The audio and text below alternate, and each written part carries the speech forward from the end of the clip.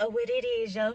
What's up? Okay, guys, welcome back to my channel. It's Jessica Mercedes. If you are new here, hey, what's poppin'? Okay, so listen, we're gonna get right into it. So these are some things that I wish that I had known, or that somebody would have told me before becoming a real estate agent.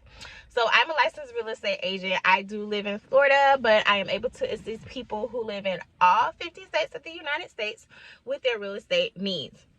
Now, I got licensed back in May. Go watch my video about that.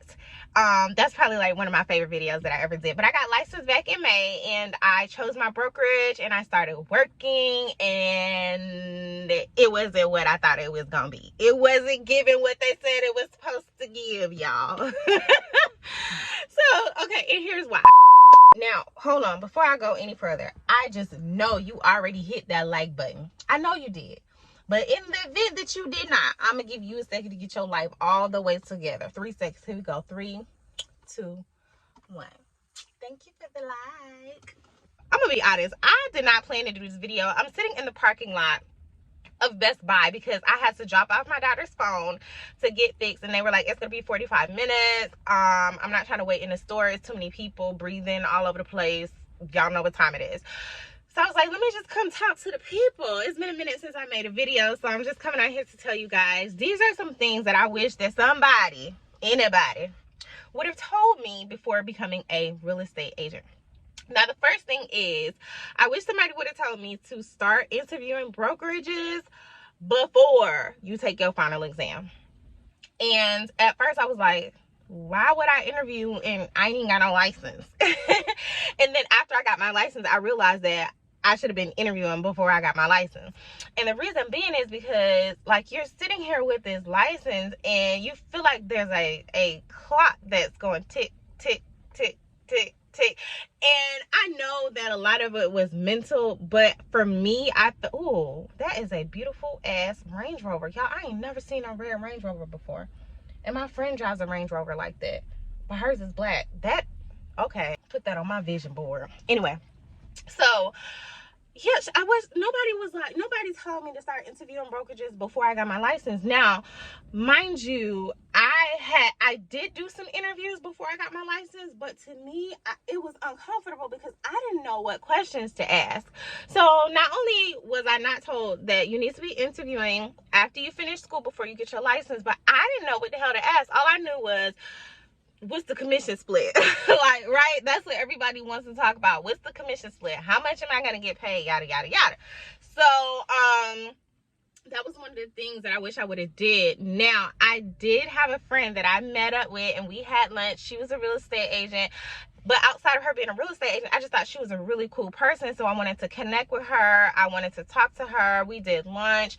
And I ended up going with her and joining her team. And I think I did a video on that. Y'all check it out. So, but I did wish that I would have known, because I feel like I wasted some time, even though it only took me like a week.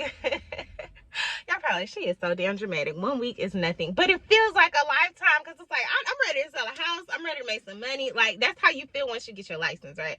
So that leads me into the second thing that I wish somebody would have told me. This shit is expensive. Okay, and when I say expensive, I don't mean hundreds of dollars. I mean, like, I have spent thousands of dollars pursuing my real estate career, and this is before I have got a home buyer, before I even touched a client. I had spent thousands of dollars, and that is one thing that I had no clue was going to happen. So my MLS fees were like $1,400, and even though it doesn't cost to join a brokerage, you got to pay some monthly fees. So it's like $75 or $80 a month for my brokerage, because you get a certain amount of copies. You can see use their computer, they have coffee and all that other stuff. Now, my brokerage is lit, so I don't mind paying that, because it's lovely. Like, it's very classy inside of the brokerage. So I don't mind that. But them MLS fees, well, child, let me tell you. And then this is the kicker with the MLS fees. So you pay your MLS fees, but within the MLS system thing, there's something called, why am I having a brain fart right now and I can't remember? Oh, Supra. There's something called Supra, and you have to pay like an activation fee, and then you have to pay monthly for your Supra. So I'm like, damn, I paid y'all $1,400 to have access to the database. Y'all couldn't throw that in? Apparently not. So I have to pay the $1,400 for the MLS fees. And then here's the crazy part. So there's a sheet. I don't know what state you guys live in, or if y'all have MLS fees where y'all are. I'm pretty sure that you do, but how ours is structured is by the month. So whichever month you get your MLS, or whichever month you pay for your MLS, the price varies. I'm like, wait a minute. So I'm looking at the chart. The people that paid for theirs in February, let's just say you joined a brokerage in February, that's when you want to have access to your MLS.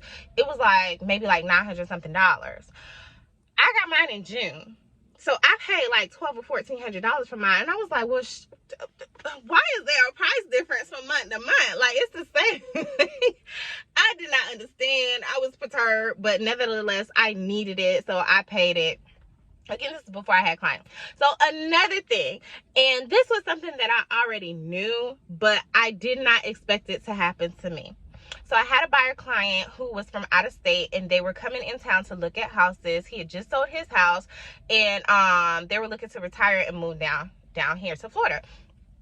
So I rode these people around Ocala for 6 hours out of my day. That was the day that we were actually supposed to have Nia's birthday party, because Nia had turned 4 the day before. So I rode them around Ocala I left my house at 10 o'clock that morning, because Ocala was like an hour and some change away from me. The drive there wasn't bad, but driving them around to those different houses, because they were like this county or that county, not this street or that street. Like, they were looking in different counties. Drove them around all day. They finally found the house that they loved, that they wanted. They're like, yeah, submitted the offer. It was crazy low, which I should have known something was up. Tell me why they completely ghosted me afterwards.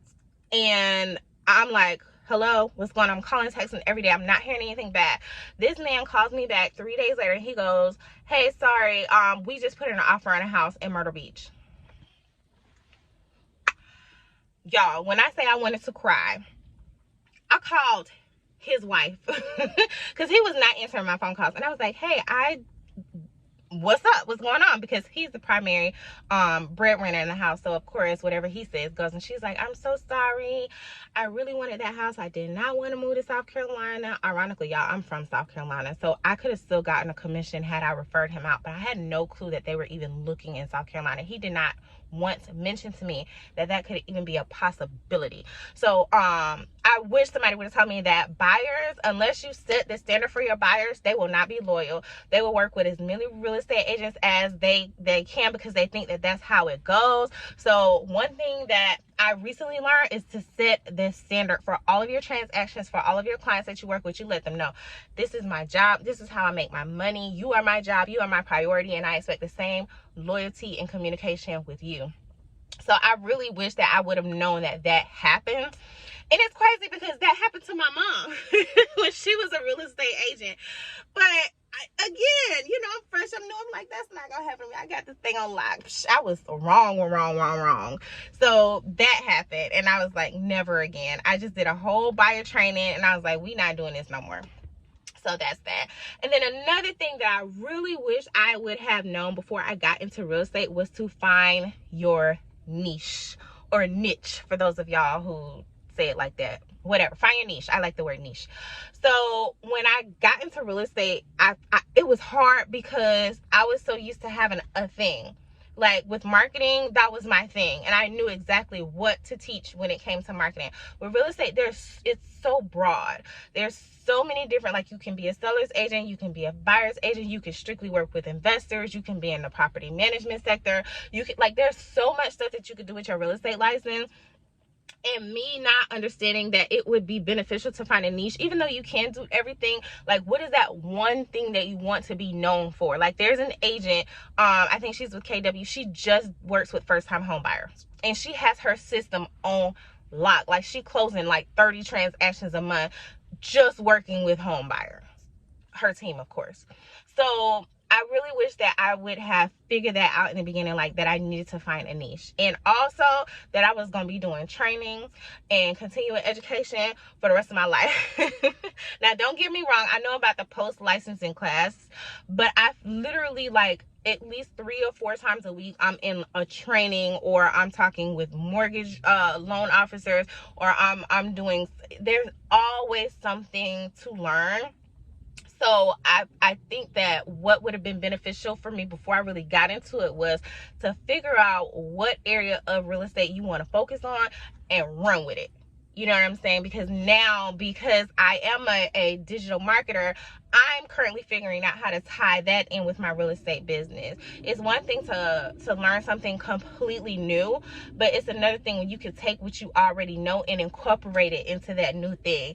So I'm having fun with it now, but I would be lying to you guys if I said that this has been the best decision I feel like I've ever made in my life, because there was a point in time where I had to have a come to Jesus with myself and be like, look, girl, you got to be in it to win it.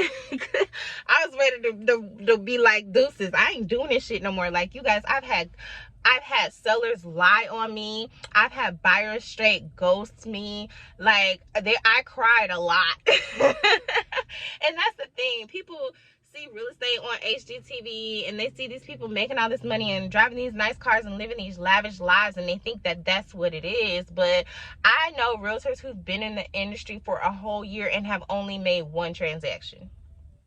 So when I say it's important that when you get into it, you find your niche, you study that, you work with that, and you learn as much as you can about that particular thing, whether it be buyers or sellers or whatever. Not saying limit yourself, but when you find your thing, like, perfect your thing and just run with it, and real estate will be amazing. So I am having fun now that I have found my thing.